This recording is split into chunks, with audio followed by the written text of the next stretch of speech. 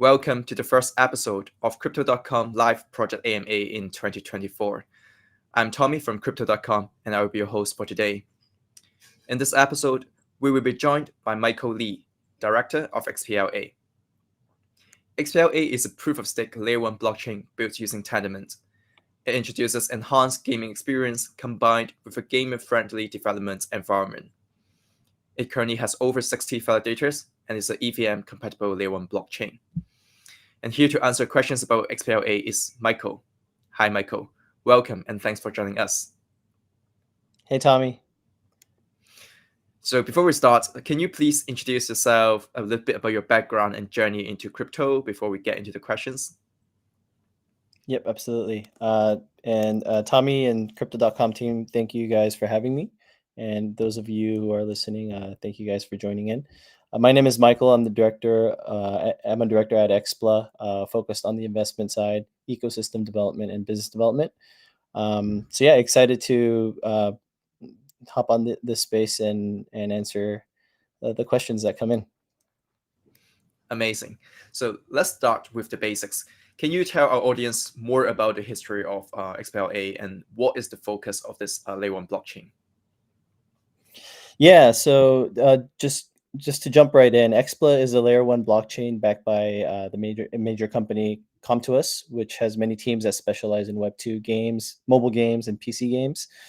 That's why we understand the challenges of Web2 to Web3 transitions. And with the focus on gaming and entertainment content, XPLA aims to offer a superior gaming kind of ecosystem with that's friendly to providers and game studios and quality content.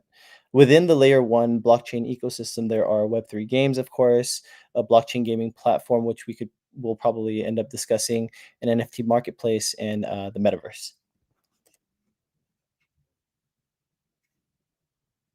XPLA? What does it stand for? Oh, XPLA stands for Explore and Play. I see. So it fits into the narrative that you guys are working on. And I know that XPLA was originally migrated from the C2X project. Can you elaborate on the rationale behind the decision to do this migration? Yeah, so for those of you who've known us for a few years, we were originally C2X, a blockchain gaming platform that was built on top of Terra. And unfortunately, as we all know, or if you don't know, Terra collapsed due to the depegging of UST, and that ultimately put us in a really tricky spot. So from that, we had two choices. Either we could migrate to another mainnet or develop our own. And after we evaluated the different mainnets, we realized the gap that these mainnets had with truly understanding the intricacies of Web2 gaming systems.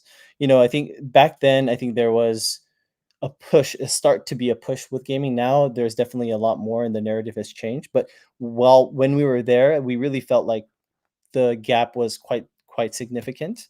And so, ultimately we ended up creating our own mainnet. There were many benefits to this. This allowed us to directly leverage our major partner Comtuos's extensive experience in the gaming industry.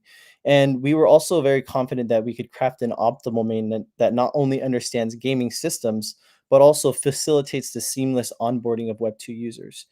We have an SDK that allows the uh, game developers and studios to leverage so that they don't need to worry about the blockchain side of things. And because we had built so much on Cosmos already, it was a natural fit for us. And so, this mainnet was also we had come to decide to choose this mainnet because of what Cosmos had to provide, which was a big component was the IBC protocol, which allowed interoperability. And on top of that, we've made many strides in the upgrade of our tech stack, allowing Cosmosm and EVM compatibility. And yeah, we're here and we're ready to go. That's great to hear. And the Terra time was definitely a tough period for most people in this industry, especially for the Yes. projects building Yes. on top. Yeah. And I really admire you guys for being so relentless and made this bold decision to go on and just build your own L1. And let's fast forward to today. XPLA already has a few different branches, including like the XPLA L1, the XPLA Games, as well as the X Planet. So can you tell us what are the relationships among all these, and what's the best way to understand it as like a whole ecosystem? Yeah, what you just named are basically the main pillars of XPLA, of the XPLA ecosystem. So notably, XPLA Games serves as the primary gaming platform, and this facilitates the launch of all the games within our ecosystem. So we recently launched The Walking Dead All Stars, and before that there was Minigame Party, and then before that our large launch push that we did was Summoners War Chronicles, and these were all done through XPLA Games. So XPLA Games has its own wallet as well, which allows the users to seamlessly swap in-game currency to XPLA and acquire XPLA directly from the games as well. And then moving on to X Planet. X Planet is our NFT marketplace within XPLA, so part of the ecosystem as well. And we're proud to say that it offers a very user friendly experience for the Web2 users, and easy logins are also provided uh, using Google or Facebook ID. Um, a lot of the NFT projects here are mostly focused on content that we have in Korea, but of course, as we develop more and as we create more partnerships, we're going to have much more happening there as well. And speaking about like the Web 2, right, moving into Web 3, right? Among all the different verticals, why do you guys believe that gaming would provide the best opportunity to make a shift to Web 3? Yeah, I think it has to do with the fact that these games, or at least like mid to hardcore games, like MMOs especially, are you have a robust economy, and it really is a perfect fit to introduce tokens. Naturally, these games that are, have a lot of content, have many sinks and faucets, and so, to for users and for players to progress throughout the game, and it seems like a natural fit, you know and so within all those verticals, this I think that's one of the reasons why it makes a lot of sense. Eh, to add on to that, actually, what's interesting is like when I get asked this question, a lot of times a lot of people also ask, then what genre makes the most sense for the shift to Web3? And I think it's really hard to say, because there's actually, all the genres can utilize Web3 in certain ways. So, for example, in collection based games, there's a lot of ways you can introduce NFTs. In casual games, there's a lot you can do with ads and utilizing rewards as tokens. And then, of course, the MMOs, or like the big mid to hardcore games. There's a robust economy that you can totally add on to with the utilization of tokens as well. Of like card games, collection games in the last cycle. I think slowly and gradually we're seeing more like different genres coming into play into Web 3, even AAA like shooting games, or like Yes. any more IPs coming into it as well. So let's talk more about like the partners, because Xplore has so many partners, right? And one of the major ones being like Come to Us that you mentioned earlier. And for those of you who don't know about Come to Us, it is one of the leading mobile and online game development slash publishing company. Can you tell us more about like this collaboration and how you guys are working together? Yeah, so again, first and foremost, Come to Us is a key and major partner to XPLA. So Come to Us actively launches their first party games on XPLA. So far, we launched 10 games starting last year with Come to Us. The most recent title, as I mentioned before, being The Walking Dead All Stars. And Come to Us, being one of the largest gaming companies in Korea, has a lot of strong intellectual property, like the Summoners War series, and that's been in service for close to 10 years now, actually. And then this naturally showcases the understanding of games and gamers. Um, this partnership, I think it's pretty special. It positions them as a really as Come to Us as a valuable contributor that brings AAA quality games into XPLA that's not quite ready in the Web3 space. I think now, as you mentioned, Tommy, we're starting to see more and more high quality games pop out into the Web3 space. But at the time, when we first got started, which was a year, 2 years ago, there really wasn't anything. And it takes a lot of time to build games, and now we're starting to see the slow influx of the high quality games coming in. Um, and yeah, so being able to partner with Comtos, and the way we work together is that, on the XPLA side, we discuss with a lot of the Comtos teams on how to do proper tokenomics, what makes sense, and then how to make it work for Web3. Um, you have to remember, like, Comtos has been around since 1998. It's one of the first mobile gaming companies in the world, and so we've gone through a lot throughout the history of games. This is yet another paradigm shift. And so XPLA being at the forefront is a very huge help with the Comtos team as well, when we discussed, how to do Web3 games properly. And of course, like, this is I'm coming from a place where we don't claim to know the answer. We're definitely on the track to figuring it out, but it's still very early, and we're figuring it out as we go. And the more we work with the teams, and thankfully, because we have a great partner like Come to Us, we're able to find out quicker because we have many games that are in the pipeline. Yeah, it's always nice to see established companies in the Web2 space like come to us, recognizing the opportunities and potentials in Web3, right, and stepping into the Web3 road. So, and one of X Plus goals is to bring on board Web2 mobile games into Web3, right, as you mentioned. But what do you see are the major pain points these Web2 game developers are facing, especially those of like the medium or like smaller size studios who do not have like as much resources as like the big studios? And how is Xplore helping them to overcome those obstacles? So there's a lot there to answer that question. I would say there's three main problems or difficulties right now that you've probably heard, and most people listening in have probably heard within the Web3 gaming space. First, the user experience is really difficult, and this isn't a developer. It's the fact that the industry is so young, and the fact that regulation hasn't caught up, but also policy hasn't caught up, and people are figuring out as we go. And so the user experience part of it is definitely one obstacle to overcome. The second one is is actually something that we've recently, organically figured out, and was an obstacle, is the fact that there really aren't that many, or maybe no real publishers within the Web3 space to help publish these games. This is another thing that really is a huge benefit to us partnering with Comtous, is the fact that they're a big publisher as well.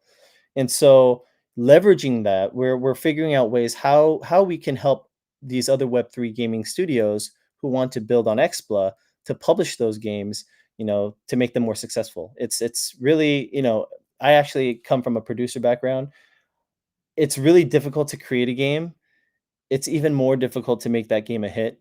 As we all know, the gaming industry is a hits driven industry. There's no right formula to it, but there's a lot of marketing and go to market that goes across these games. And without a publisher, that'd be very difficult.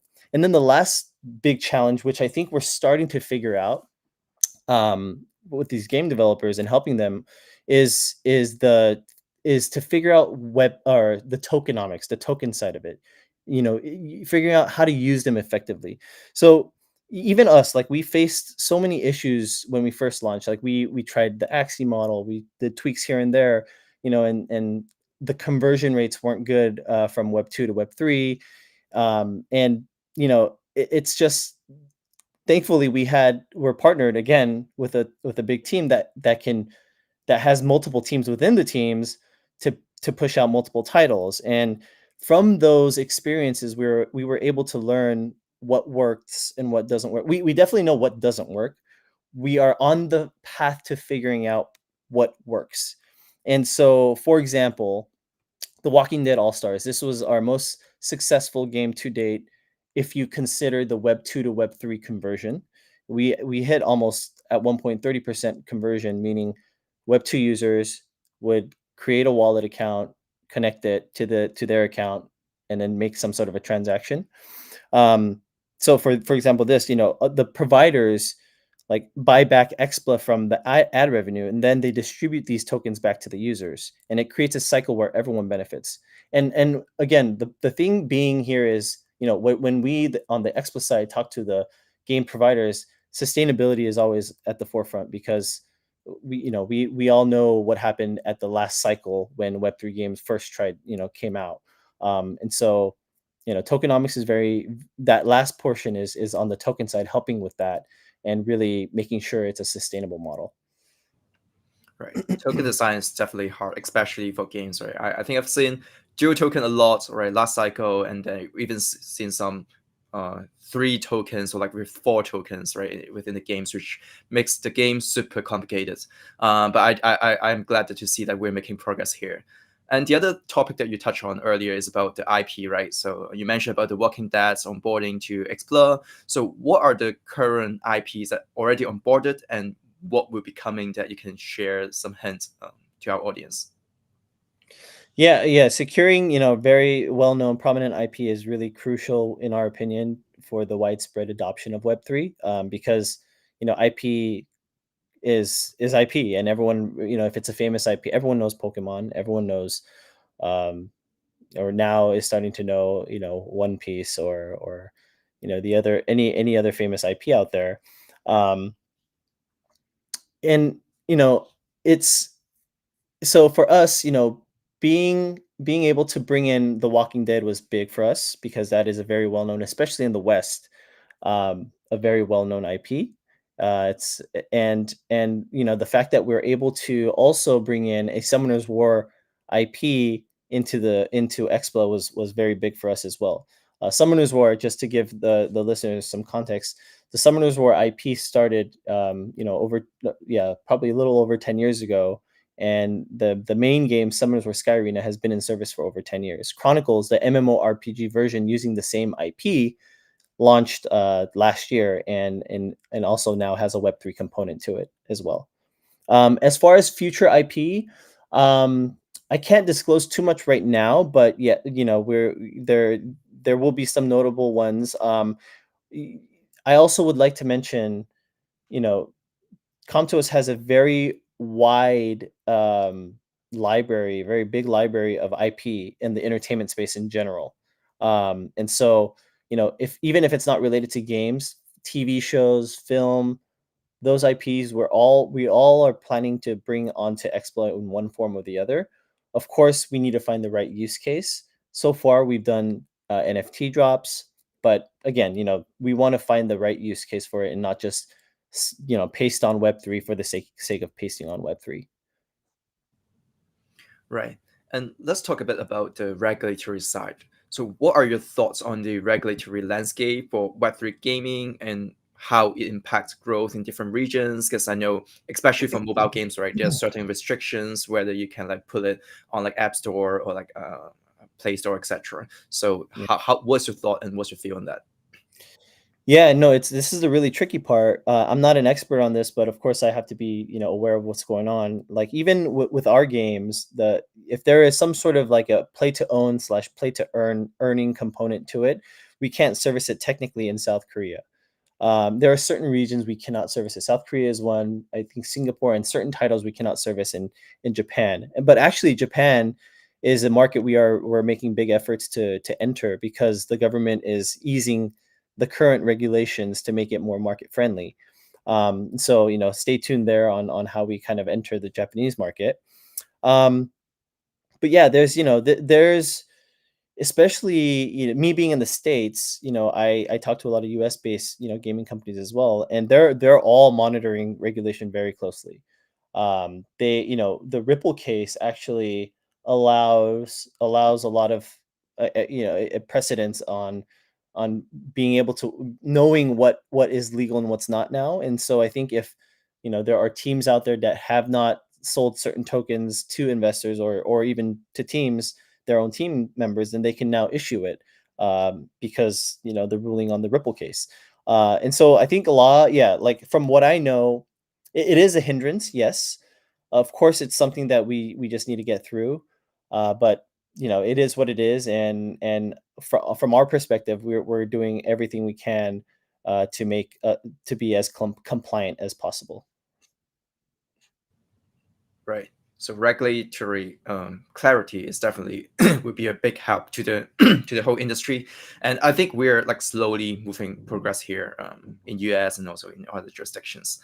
And Right. more broadly speaking, so what are your expectations for the future of Web3 gaming? Like what do you see will happen in the long term, say like 10 or 20 years?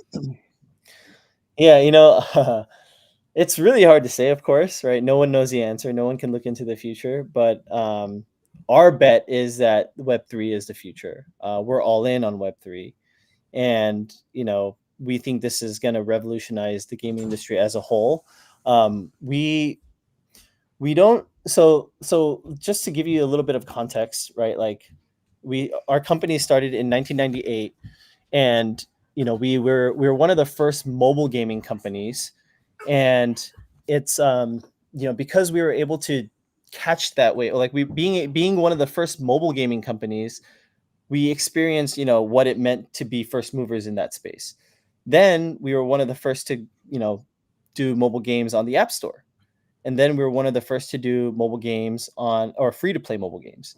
And every single time, um, or this is I'm talking on the Compto side, they were able to do that. Every single time they did that, they grew.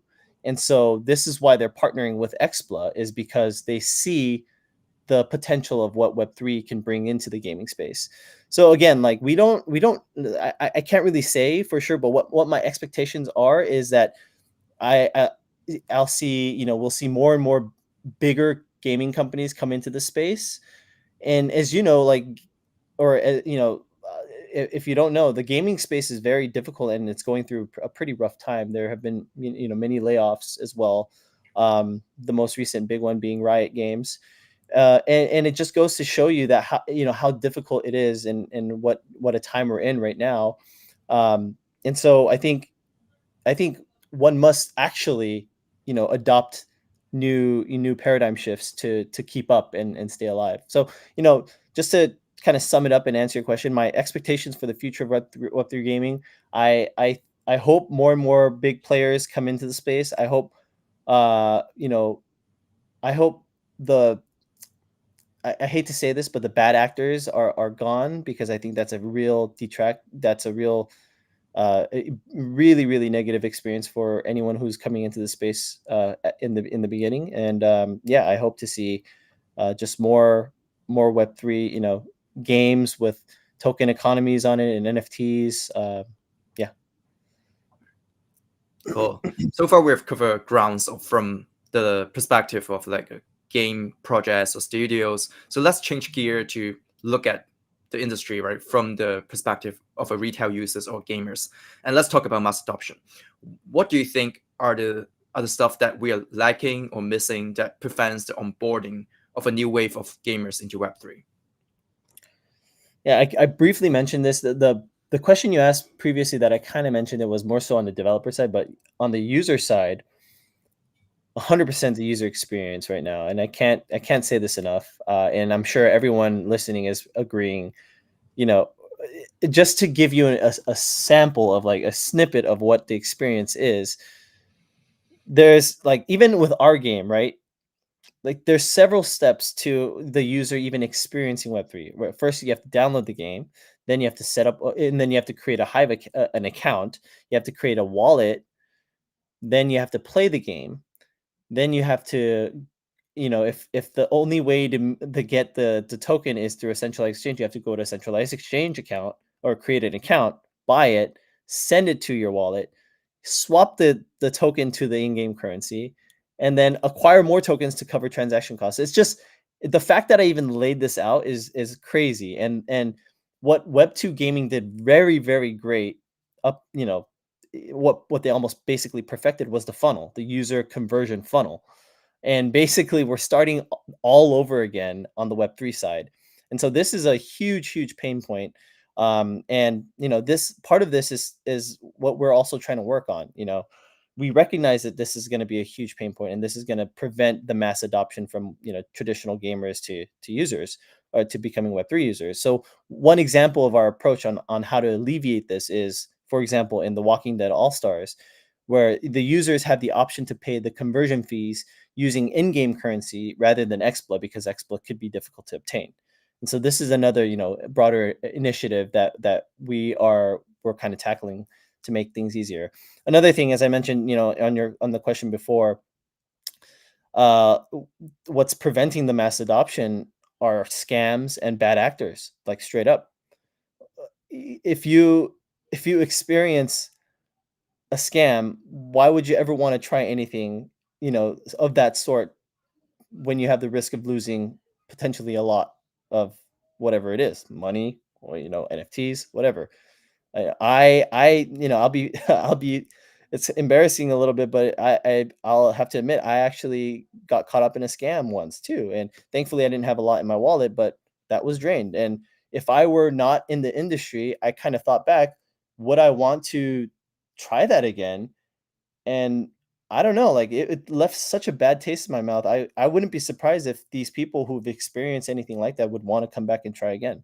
So I'd say, like, those are you know what's preventing the big onboarding of or mass adoption of traditional users. Yeah, I think most people has experienced like or suffered from scams before, and if you don't really understand about the industry, maybe you will never try it again because of all the barriers that you've mentioned. Right. So I think you also touched on that on the previous question, right? But can you walk us through what is the user onboarding process on Explorer for someone who has never played with blockchain before? Yeah, so I mentioned the struggles on, like, how to intricately do it, but that being said, because our games are all free to play games, we're trying to make it as simple as possible. So for us, with Come to Us providing the games, when users, all they have to do is go to the App Store or Google Play, download the game. And these are games that have already been integrated to Web3 on Xpla. No one needs to know what's going on behind the scenes. You do have to sign up on the Hive platform and create a Hive account and connect those accounts and create a wallet account. And that's a separate experience from the game to the wallet, and that's because of current App Store and Google guidelines. We're hoping in the future, in the near future, things change and we're able to give users a better experience by having both experience in one app. But as of now, it's separate. And yeah, and when you're able to experience the Web3 side of things, you'll be able to. But if you don't want to, you don't need to as well. So for us, it's as easy as downloading the game, creating a Hive account, which is our the Come to a sign in account system, and then downloading the wallet, linking the two, and playing.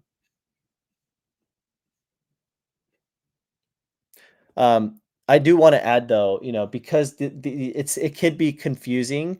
Our team has done a really good job of creating guides, and there's an extensive guide on Medium on how to navigate the whole space.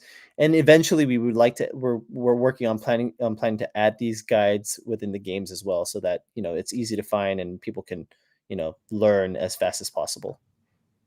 Very cool, very cool. So let's talk about the token part, right? Because it is a very key component to most projects in crypto, and it's the same to Explorer. So I know that Explorer token has been live for a while.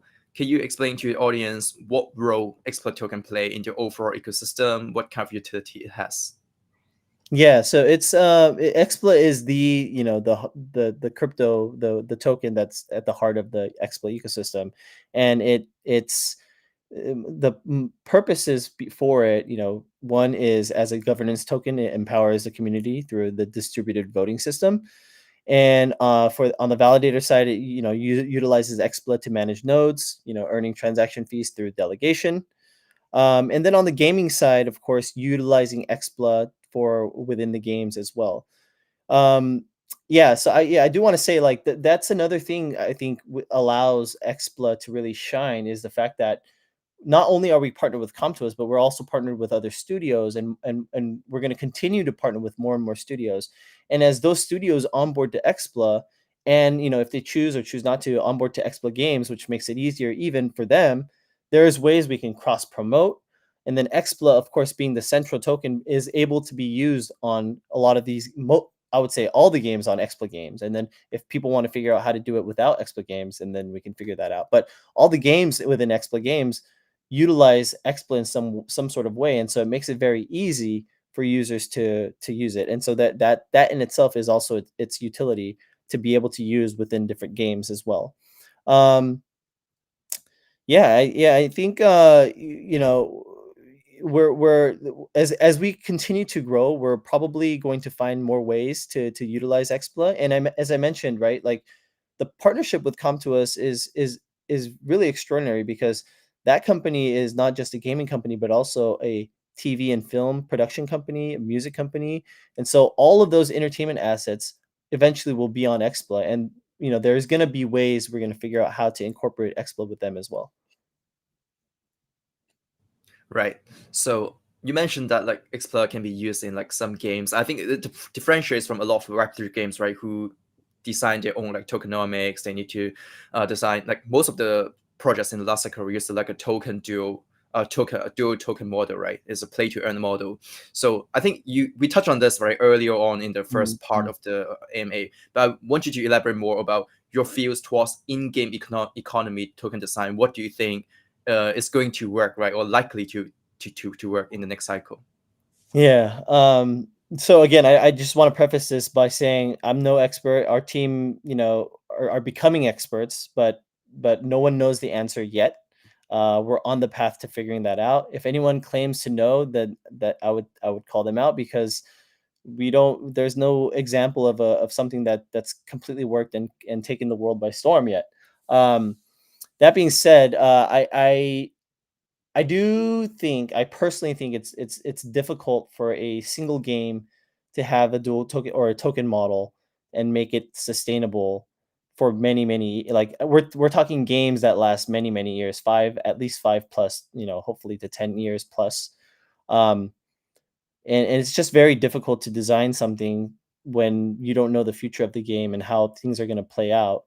And so this is why I think another reason the benefit of XPLA is the fact that there's already 10 games within the ecosystem. There's going to be at least 10 to 15 more games every year because of the partnership that I mentioned. Plus, we're going to obviously continue to onboard other third-party studios, and XPLA can be used all throughout. And I think that's something that's going to be very important, and it's going to keep XPLA sustainable. And then also, I'd like to kind of mention a few things that we've created to figure out how to make tokenomics work better. Uh, One of them is DRAS, which stands for Dynamic Reward Allocation System. This system is to reward tokens according to the contribution of the in-game users. Then there's GGR, Gameplay Gated Rewards, and these awards are obtained through a core content like in-game auction and exchange only. And yeah, so only the core gamers can earn these, and only the core gamers could sell the items that they obtain through gameplay at the exchange and in the in-game auction. And then lastly, there's the dynamic token conversion system, also known as, the abbreviation is DTCS, and it's a mechanism for stabilizing the value of the tokens linked to the in-game currency. And that last thing is very important also, because as we all know, Web3 in cryptocurrency is very volatile. So when there's financializations within game and there's something like that, then it's always going to attract the trader side of the users, and they're always going to try to find some sort of arbitrage. And so this is something we also implemented so that can't be taken advantage of. Amazing. So let's look into the future. What are the upcoming announcement or key milestone that we should pay attention to? Yeah, so we're gonna be we're gonna be unveiling our roadmap for 2024 via our community channels very soon. So stay tuned.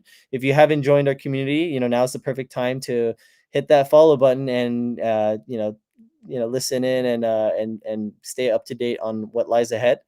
And yeah, there's going to be, just, for those of you listening there, because we're a gaming specialized mainnet for now, we're gearing up for launching a ton of games, including 3 AAA titles. and there will be more and more that we sort of, you know, expose to the community as we continue on. And for you guys, what is the end game or the ultimate goal that XPLA wants to achieve? Yeah, our ultimate goal is for XPLA to usher in a new era of massive content, entertainment, and gaming for the masses. Major, really making the adoption of Web3 and of all the content side of things a focus for us. Um, Again, as I mentioned, gaming is our current focus, but apart from gaming, there's entertainment, there's music, there's so many things that we want to bring on to XPLA, and we want to be the destination for gaming, entertainment, and music. Um, we've also achieved EVM compatibility because there was a lot of from the studios that we spoke to, a lot of them wanted to make sure we're tied in with the ETH ecosystem, and so there is that. We're tied in with a lot of bridges to make sure that's possible, and interoperability, of course, with IBC is already implemented. Um, yeah, but just to kind of iterate, we want to make sure that we are the destination, not just for users, but to have users, we have to have the providers, the developers, and to have the developers, we need to make the ecosystem and building on XPLA a seamless and enjoyable experience. Excited to see what's next for XPLA. So the final question for today: where can our audience learn more about XPLA?